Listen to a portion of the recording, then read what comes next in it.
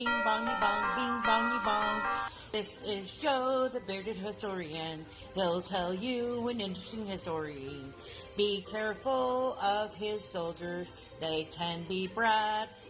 This is Angel, she's an entity. She'll cause chaos and plant her hands at you. This is Sue, she likes spirits, not the alcohol. She's the reason this channel exists. This is David, he likes fire trucks. He's here occasionally. Bing bongy bong, bing bongy bong, bing bongy bong. We preserve his story.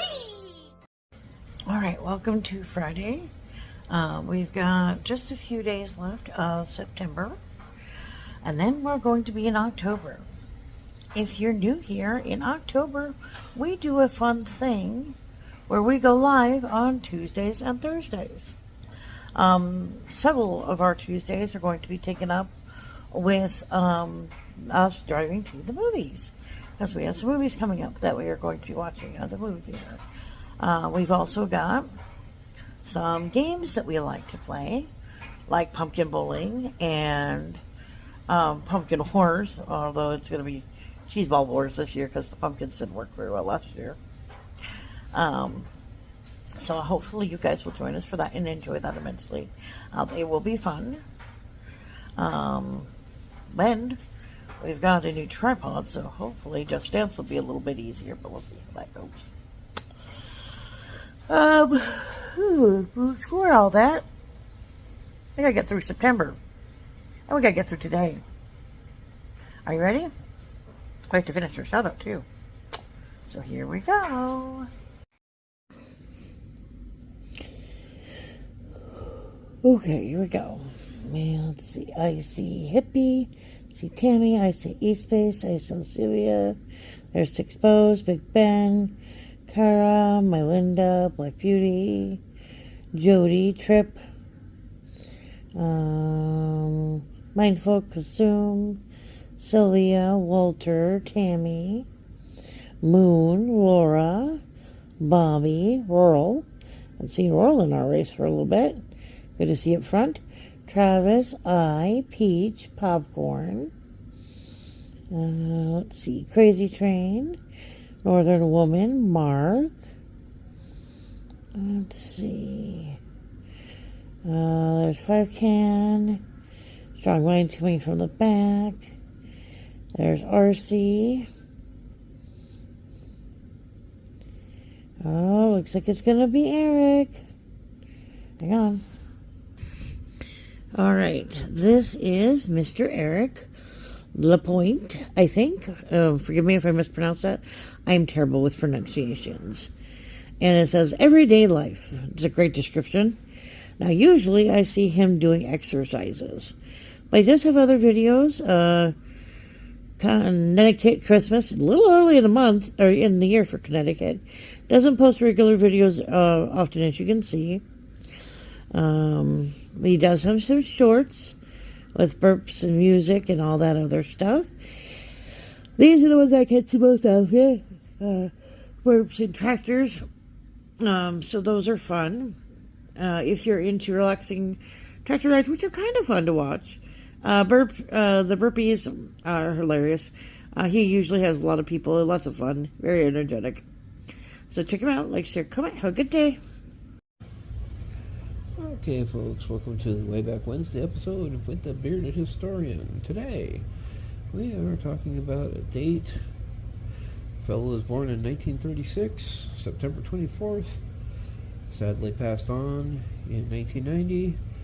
Most of you might know him as the designer and an American puppeteer, animator, actor, filmmaker, and the original voice for Kermit the Frog. We are talking about Jim Henson today.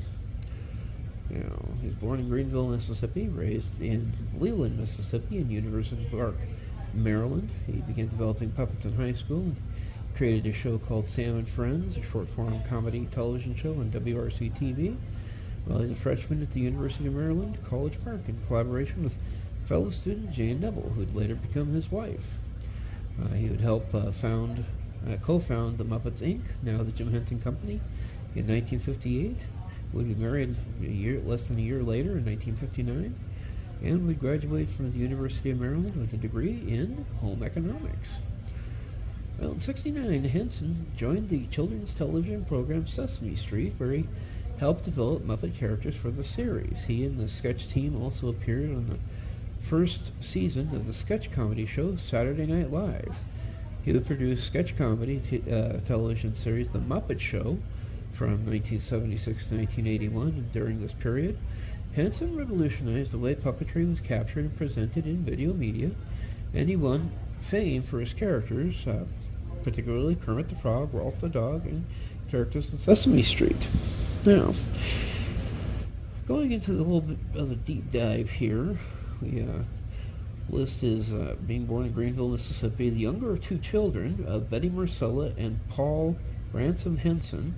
He was an agronomist in the United States Department of Agriculture. His older brother, Paul Henson Jr., died in a car crash in 1956. He was raised as a Christian Scientist and spent his early childhood in Leland, Mississippi, before moving with the family to University Park in Maryland, near D.C., in the late 1940s, and later to Bethesda, Maryland. He remembered the arrival of the family's first TV as the biggest event of his adolescence, being heavily influenced by the radio ventriloquist Edgar Bergen and his early television puppets of Burr Tillstrom on Koopa, Fran, and Ollie, and Bill and Cora Baird. He remained a Christian Scientist at least into his 20s when he taught Sunday school, but he wrote in a Christian Science church in the early 1970s to inform them he was no longer a practicing member. Now, due to the moving around, he attended a variety of grade schools in his youth, including Hyattsville High School until it closed in 1951. He completed his high school career at the newly opened Northwestern High School, where he would join the Puppetry Club. Well, he enrolled at the University of Maryland, College Park, the following fall as a studio arts major, thinking that he might become a commercial artist. As a freshman at the university, Jim took a newly offered puppetry class, mostly populated by seniors, including his future wife, Jay Newell. He graduated in 1960 with that home economics degree, and Henson began working in WTOP in the late spring of 1954 at age 17, hired to manipulate marionettes on a Saturday morning children's show called the Junior Morning Show, until the show was only canceled 3 weeks later. Now, this first break, like they mentioned, is after 3 weeks.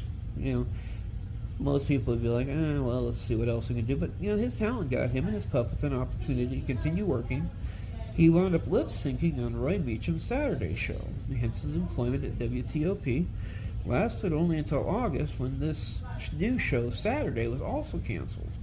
Meacham then referred Jim to the local NBC affiliate station, WRC-TV, where Henson continued performing his puppets with Jane's help. The two eventually offered a nightly segment for which they created Sam and Friends, a 3 to 5 minute puppet show that afforded Henson much freedom to develop his own creative work. The characters on Sam and Friends were the forerunners of the Muppets, and the show included a prototype of Henson's most famous character, Kermit the Frog. Now, he remained at the WRC until Sam and Friends aired its last episode in December 15, 1961. Now, in the show, Henson began experimenting with techniques that changed the way in which puppetry was used on television, foregoing the convention of pointing the camera at stationary puppet theater proscenium, and instead using the image created by the TV camera and lens to dynamically engage with his characters. He believed that the television puppets needed to have life and sensitivity. Rather than carving wooden puppets, Henson built characters from softer, more flexible materials like foam rubber. His first iteration of Kermit was made from a halved table tennis ball and fabric from an old coat belonging to his mother, with denim from a pair of jeans forming the sleeve for the puppeteer's arm. Though Henson told people that Muppet was a portmanteau of marionette and puppet, many early Muppets were actually hand puppets, rod puppets, or some combination of the two. Direct control over the puppet's mouth, in combination with the softer construction materials, allowed the puppeteer to express a wider range of emotions and to more accurately move the puppet's mouth along with the character's dialogue or while lip-syncing to music.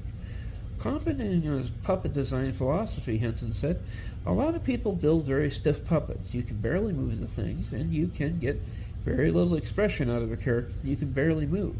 Your hand has a lot of flexibility to it, and what you want to do is build a puppet that you can reflect all that flexibility."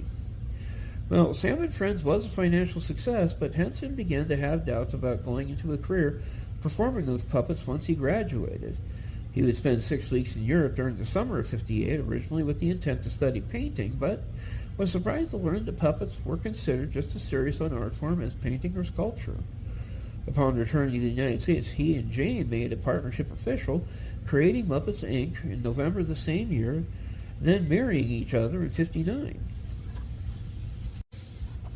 Now, Henson would spend the next 2 decades working on commercials, talk shows, and children's projects before realizing the dream of the Muppets as entertainment for everybody. The popularity of his work on Sam and Friends in the late '50s led to a series of guest appearances on network talk and variety shows. He would appear as a guest on many shows like Steve Allen's Show, the Jack Paar Program, and the Ed Sullivan Show. Interestingly enough, Sullivan would introduce him as Jim Newsom in his puppets on September 11, 1966. While these television broadcasts greatly increased his exposure, it led to hundreds of commercial appearances by the Henson characters throughout the '60s. One of the more famous items was for a local Wilkins coffee company in Washington, D.C., created a campaign managed by advertising manager Helen Van Standig. Most of the Wilkins advertisements follow a similar formula. 2 Muppets, in this case named Wilkins and Watkins, usually both voiced by Henson, would appear. Wilkins would extol the product while Watkins would express his hatred for it, prompting the physical retaliation from Wilkins. Watkins might be shot with a cannon, struck in the head with a hammer or baseball bat, or have pie thrown in his face. The Jim Henson Company had posted a short selection of them. Henson later explained, "Till then, advertising agencies believed that the hard sell was the only way to get their message over on television. We took a very different approach. We tried to sell things by making people laugh." Well, the first 7-second commercials for Wilkins were an immediate hit and later remade for other local coffee companies throughout the United States, like Community Coffee, Red Diamond Coffee, La Touraine Coffee, Nash's Coffee, and Jomar Instant Coffee. The characters were so successful in selling coffee that soon other companies began seeking them to promote their products, such as bakeries like Marietta Breads, service station chains such as Standard Oil of Ohio, and the downstream assets of Marathon Oil, and beverage bottlers such as Faygo. Now, over 300 Wilkins and Watkins commercials were made. The ads were primarily produced in black and white, while some color examples also exist.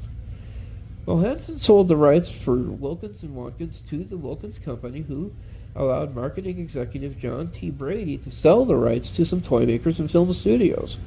However, in 1992, Brady was sued by Jim Henson Productions for unfair competition in addition to the copyright and trademark infringement.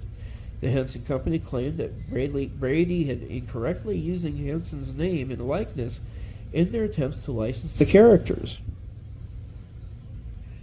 Now, in 1963, Henson and his wife moved to New York City, where the newly formed Muppets Inc. resided for some time. Jane quit performing to raise their children, and Henson hired away Jerry Ewell in 1961 and puppet performer Frank Oz in '63 to replace her. Henson credited them both with developing much of the humor and character of the Muppets.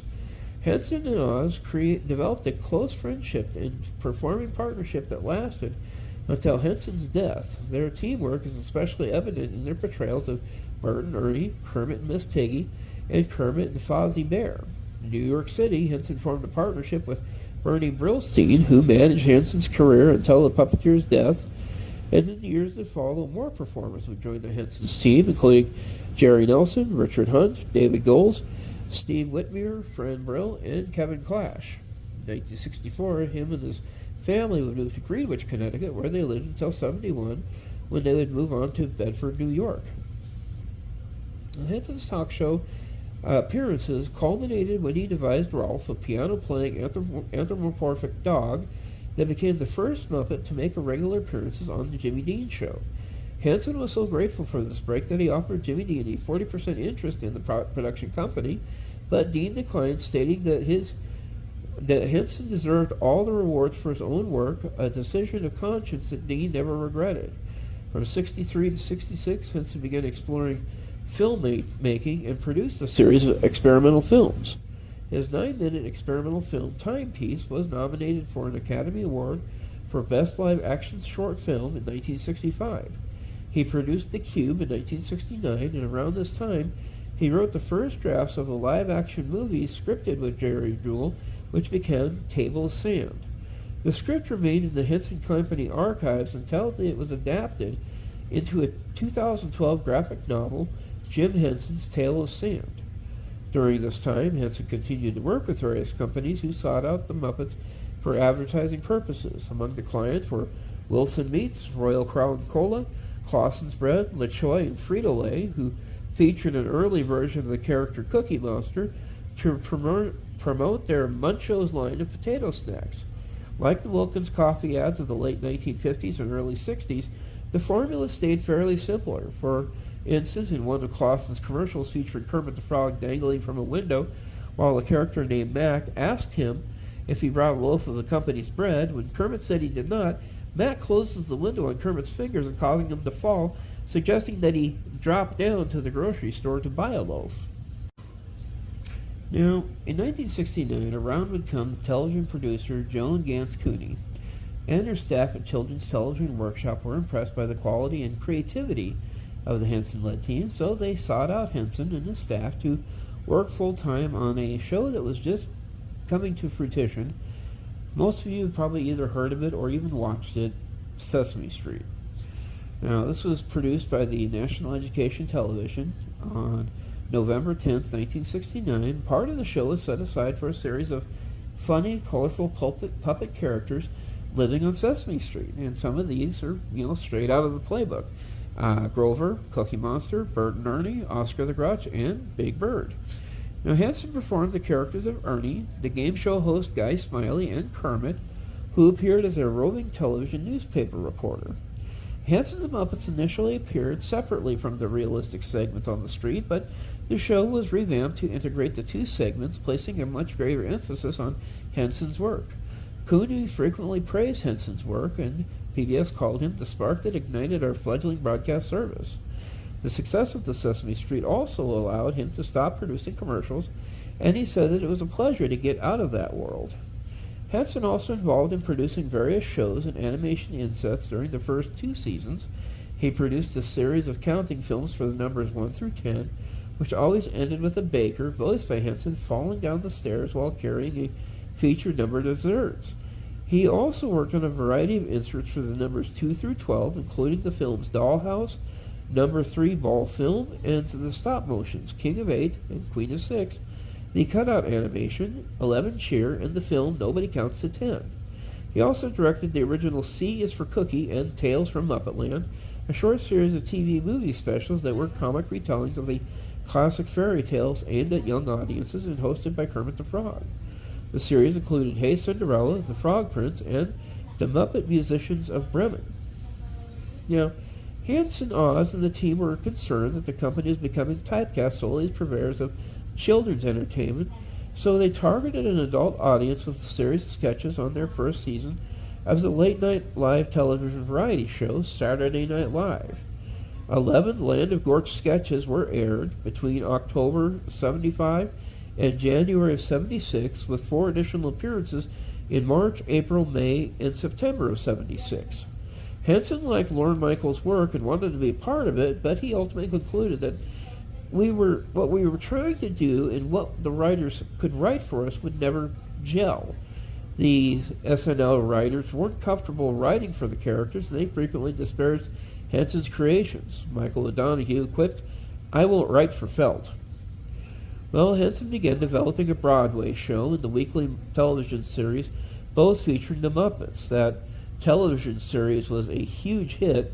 Interestingly enough, the American networks rejected the series in 76, believing the Muppets would appeal only to a child audience. Then Henson pitched the show to a British impresario, Lou Grade, to finance the show. The show would be shot in the United Kingdom and then syndicated worldwide. That same year, he scrapped plans for his Broadway show and moved his creative team to England, where the Muppet Show began taping at the ATV Elstree Studios in Hertfordshire. The show featured Kermit as host with a variety of prominent characters, notably Miss Piggy, Gonzo the Great, and Fozzie Bear, in addition to its large supporting characters such as Muppet musicians, Dr. Teeth, and the Electric Mayhem Band with their chaotic drummer, Animal. Henson's teammates sometimes compared his role to that of Kermit, a shy, gentle boss with a whim of steel, who ran things like an explosion of mattress factory. Now, Carol Spinney, who performed as Big Bird, remembered that Henson would never say he did not like something. He would just go, and if he liked it, he would say, lovely. Henson recognized Kermit as his alter ego, though he thought of Kermit as bolder as he. He once said that of his character, if he can say things, I hold back.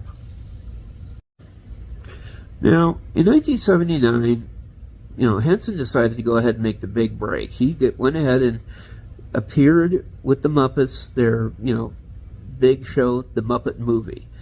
Interestingly enough, this was a critical and financial success. Made $65.2 million domestically, 61st highest grossing film at the time. Henson's idol Edgar Bergen died at age 75 during the production of the film, and Henson dedicated it to his memory. Henson, as Kermit, sang Rainbow Connection, which hit number 25 on the Billboard Hot 100 and was nominated for an Academy Award for Best Original Song. The Henson directed Great Muppet Caper in 1981 would follow, and Henson decided to end the Muppet Show to concentrate on making films, though the Muppets characters continued to appear in television, movies, and specials. Henson also aided others in their work. During the development of The Empire Strikes Back, for example, George Lucas asked him to aid the makeup artist Stuart Freeborn in the creation or articulation of Yoda. Lucas also wanted Henson to puppeteer the character, but Henson instead suggested Frank Oz for the role, and Oz would perform the role and continued in subsequent Star Wars films. While Lucas lobbied unsuccessfully to have Oz nominated for an Academy Award for Best Supporting Actor. That would have been cool.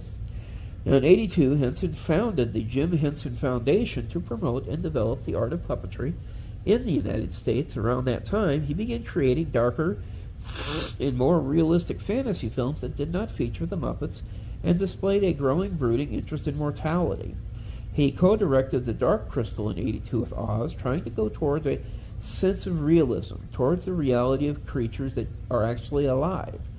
To provide a visual style distinct from the Muppets, the puppets in The Dark Crystal were based on conceptual artwork by Brian Fround, and it was a critical success, winning several industry awards, including the Saturn Award for the Best Fantasy Film and the grand prize winner at the Avaraz Fantastic Film Festival.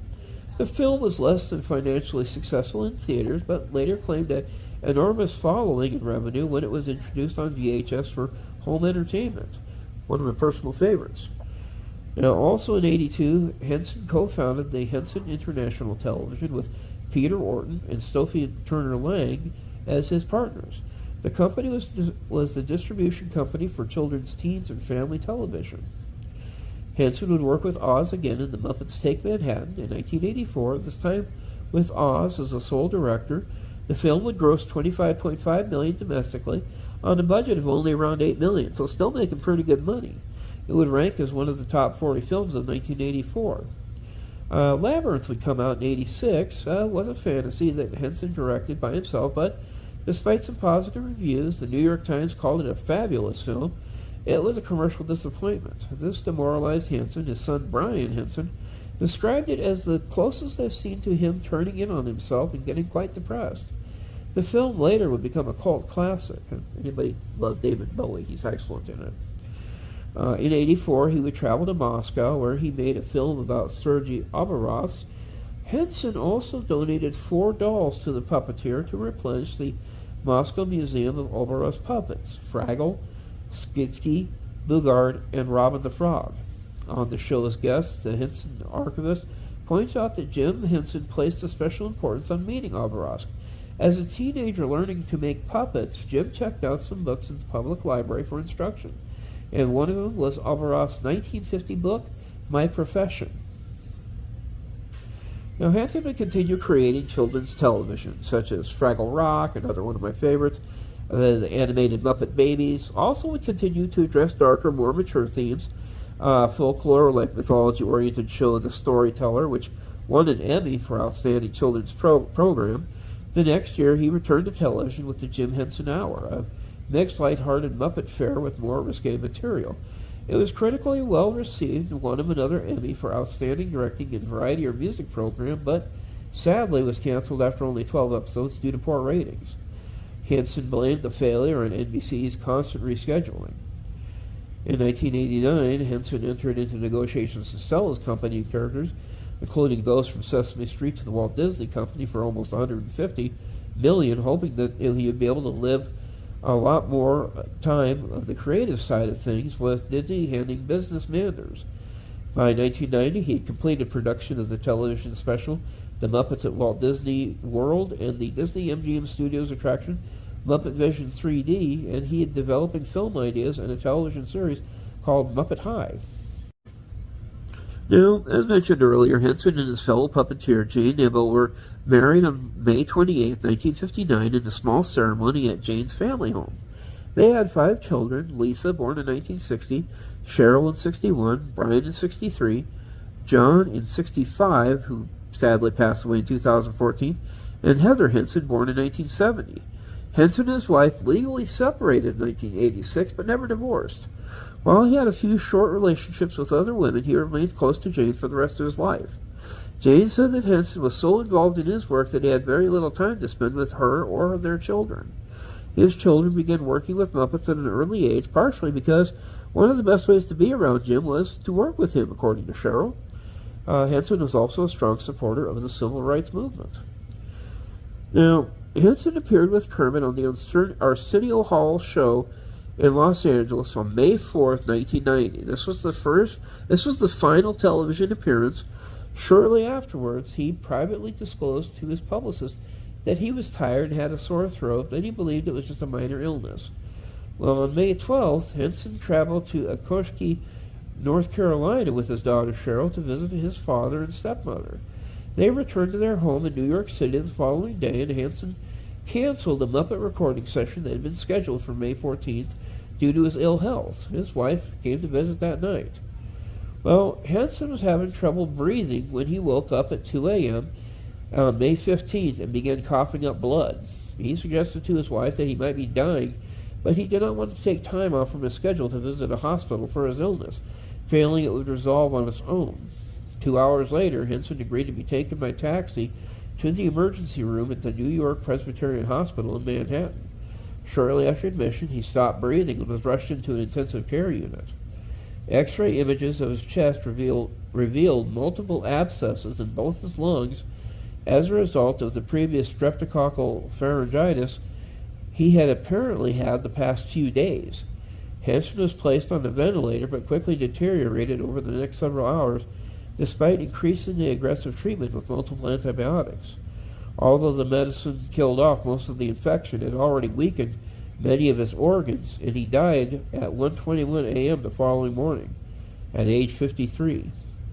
Now, David Gelmont, the hospital's intensive care unit director, announced that Henson had died from Streptococcus pneumoniae, a bacterium that causes bacterial pneumonia. However, on the 29th, Gelmont reclassified it as organ dysfunction resulting from streptococcal toxic shock syndrome caused by Streptococcus pyogenes.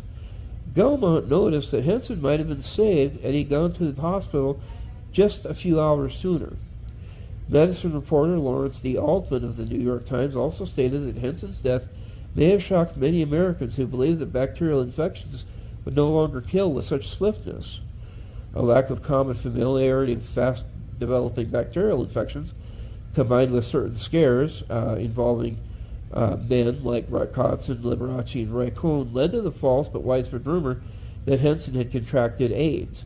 This rumor was swiftly and directly refuted by Gelmont. Frank Oz believed the stress of negotiating with Disney contributed to the Henson death, stating in a 2021 interview the Disney deal is probably what killed Jim. It made him sick. His remains were cremated in 1992. His ashes were scattered near Taos, New Mexico. Now, news of his death spread quickly, and admirers of his work responded from around the world with tributes and condolences.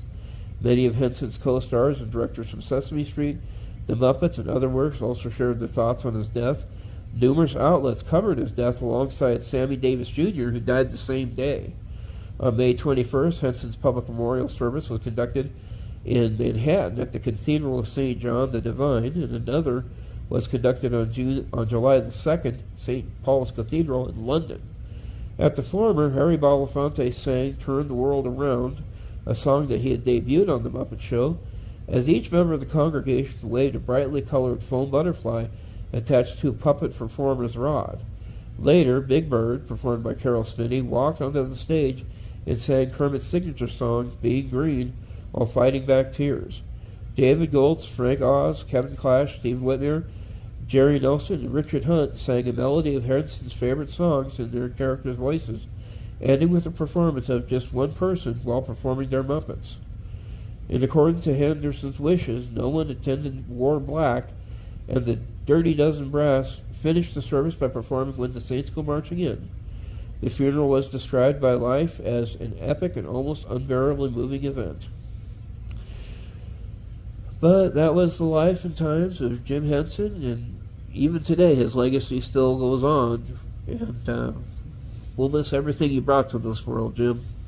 This has been the Bearded Historian for the Bud Files, and you have a good day out there. Bye-bye.